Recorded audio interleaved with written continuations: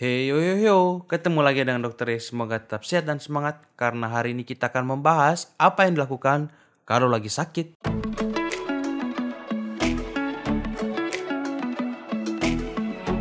Kadang kalau kita sakit itu buat kita jadi bingung. Bingung harus melakukan apa atau harus menghindari apa. Sehingga malah yang kita lakukan justru memperparah sakit kita. Ada juga yang terlalu cepat terburu-buru ke dokter. Kalau semua sakit kita ke dokter ya habis juga duit kita. Dokter tuh mahal loh kalau konsultasi. Sehingga sebaiknya kita perlu tahu apa yang harus kita lakukan di awal-awal kalau kita merasa sudah sakit. Sehingga kita bisa meringankan bahkan bisa menyembuhkan sendiri sakit kita. Sakit itu sebenarnya adalah perasaan kita kan. Rasa tidak nyaman dari tubuh kita yang kita rasakan. Dan seharusnya kita sudah bisa merasakan sakit itu di awal sekali.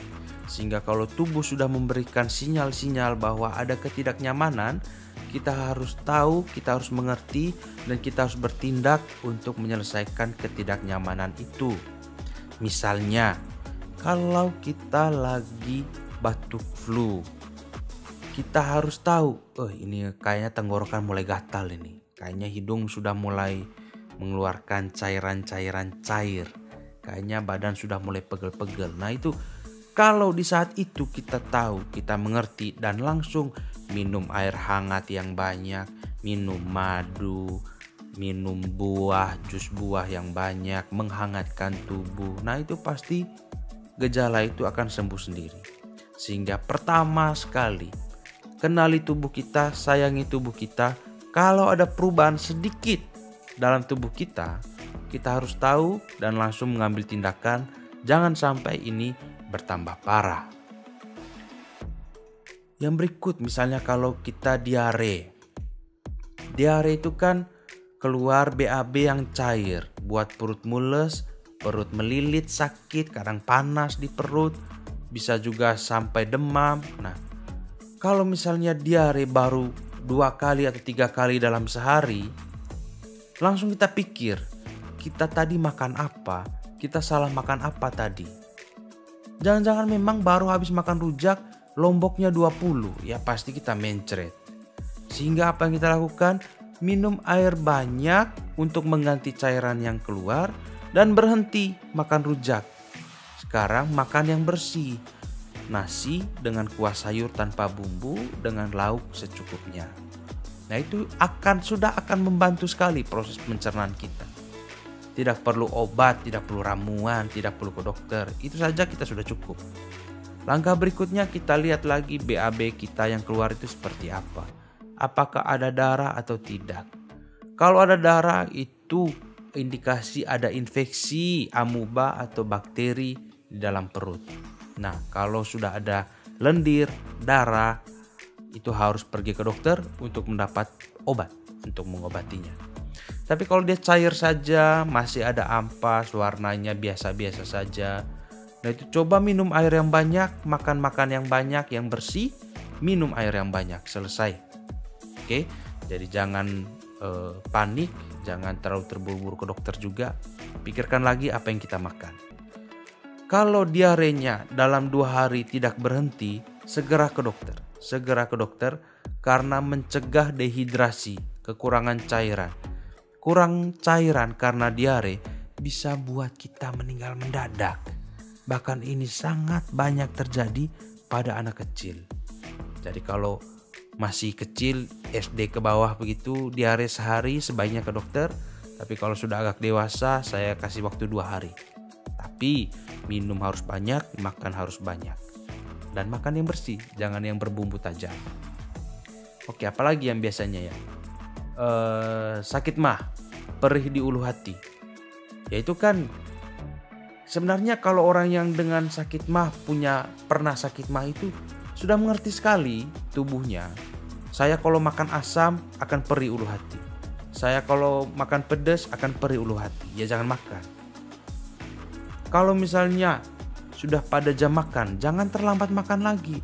Karena pasti lambung sudah beri sinyal, bro, isi dengan makanan. Kalau tidak saya sakit. Pasti akan begitu. Kalau sudah sakit mah, apa yang dilakukan? Yang pertama harus rileks dulu. Santai, lemaskan seluruh otot, jangan paksa, jangan tegang, jangan mukul-mukul perut apalagi. Lalu minum air hangat yang banyak. Isi perut dengan snack-snack yang sehat. Misalnya roti, misalnya buah, misalnya dengan nasi putih yang tanpa bumbu yang kencang. Hindari minuman yang manis-manis supaya asam lambungnya kita lebih mereda. Yang berikut juga jangan lupa pasti kita punya obat-obatan di rumah untuk sakit mah. Coba aja minum 2-3 kali dalam sehari. Kalau dalam 3 hari tidak membaik, barulah kita kontak dokter supaya kita melihat apakah ini benar lambung atau bukan. Tapi tidak perlu panik kalau misalnya sakit baru sehari. Yang berikut yang banyak juga sakit kepala. Sakit kepala ini kan tidak spesifik ya. Kalau kita cari di Google tentang sakit kepala, bisa saja muncul tumor otak. Ya, sakit kepala juga gejalanya gitu. Jadi kalau kita sedang sakit kepala, pikirkan lagi. Apa tadi saya kehujanan? Apa tadi saya kurang makan? Apa saya belum makan? Atau apa saya berolahraga terlalu keras? Apa badan saya kedinginan? Apakah saya kurang minum?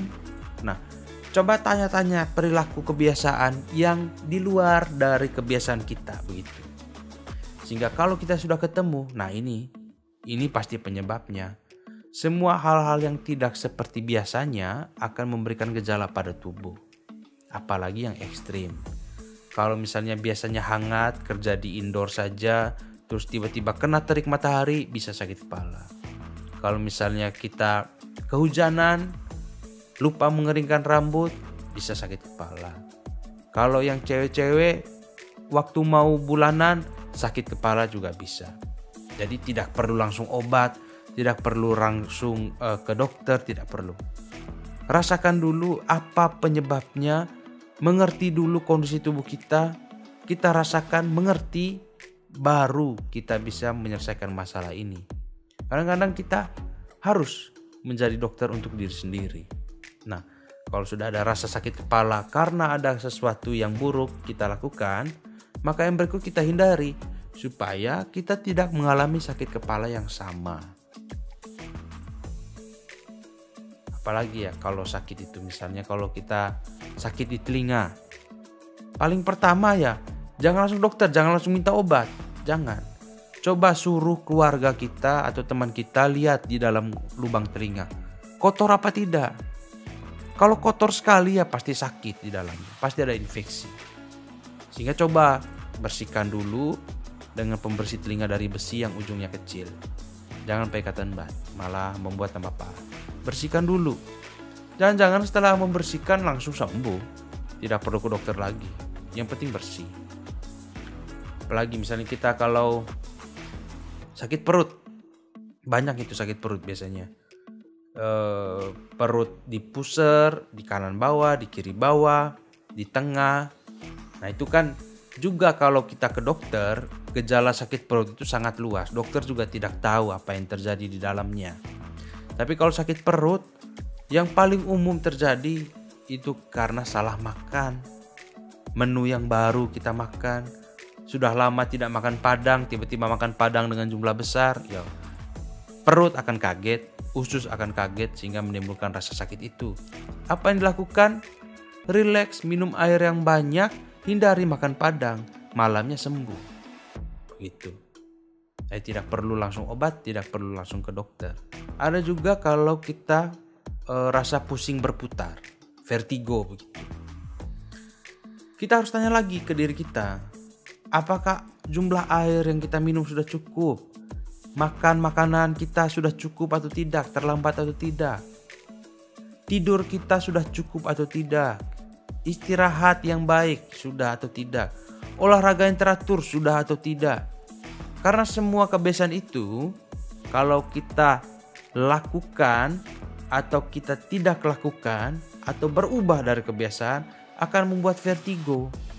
Jadi dokter juga kadang-kadang kalau ditanya, apa penyebab vertigo saya dok? Ya saya juga tidak tahu. Karena vertigo itu bisa banyak sekali penyebabnya. Diabetes bisa vertigo, hipertensi bisa vertigo, hipotensi bisa vertigo, kurang darah bisa vertigo, tumor di telinga bisa vertigo, stroke di otak kecil bisa vertigo. Jadi ya, kadang-kadang kita harus mengerti dulu tubuh kita. Apa sih yang kita lakukan kemarin? Perilaku apa sih sebelumnya yang membuat kita vertigo? Begitu. Jadi jangan terlalu panik, jangan langsung minta obat, jangan langsung heboh, tapi coba kembali lagi ke diri kita. Apa sebenarnya yang terjadi? Lalu kalau misalnya kita batuk berdahak, batuk kering, apapun lah. Jangan langsung tanya ke dokter, "Dok, saya mau minta obat batuk." Ya jangan. Tanya ke dirimu, apakah kamu sedang pilek, lagi kurang fit, kecapean? Rokokmu mungkin terlalu banyak akhir-akhir ini. Atau kamu baru belajar merokok. Atau kamu naik motor tanpa masker, asap kendaraan banyak. Atau kamu kerja di pabrik yang polusi udaranya tinggi. Ya kalau sudah tahu itu ya hindari semua itu. Selesai, batuk akan habis juga. Ya kan? Nah, tapi untuk meringankan batuk bisa minum air hangat yang banyak, minum madu, jeruk nipis yang hangat, bisa menghangatkan tubuh, istirahat yang cukup, makan yang banyak, bergizi seimbang. Akan selesai semuanya.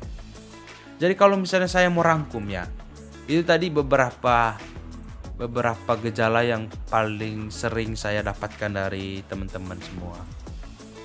Jadi kalau kita mau rangkum, sebenarnya sakit yang kita rasakan kalau dalam jangka pendek, dalam sehari 2 hari, itu semua karena perilaku kita ada yang salah. Misalnya kita kurang tidur, pasti akan muncul keluhan besok. Misalnya kita makan terlalu sedikit, pasti ada keluhan besoknya. Atau kita banyak pikiran, stres, terlalu memikirkan beban kerja atau sekolah, pasti akan menimbulkan rasa tidak nyaman di perut, pusing, sakit ulu hati, sakit pinggang, ada saja. Jadi kembali lagi kita renungkan lagi perilaku apa yang kita mungkin salah lakukan.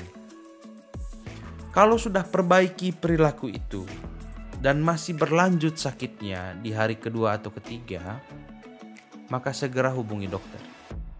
Segera minta bantuan untuk mencari jalan keluar. Saya kira itu saja sih, mungkin ini sebagai pemahaman lebih dalam lagi tentang kita sakit itu seperti apa sebenarnya, dan penanganan pertama yang harus kita lakukan sebenarnya seperti apa. Dan jangan lupa di video-video lain juga ada menjelaskan beberapa penyakit dengan gejalanya.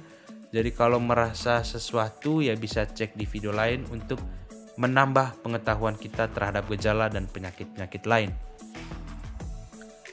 Kalau misalnya perlu konsultasi, perlu tanya-tanya ke dokter, silakan tanya di kolom komentar di sosial media saya semuanya, boleh. Dan saya pasti akan jawab. Dan tentunya tidak ada biaya, gratis untuk teman-teman semua. Oke, jangan lupa share ke teman-teman lain, jangan lupa subscribe di channel YouTube juga. Diskusi di komen sangat terbuka untuk kita semua, dan jangan lupa kalau kita mau sehat, tetap semangat.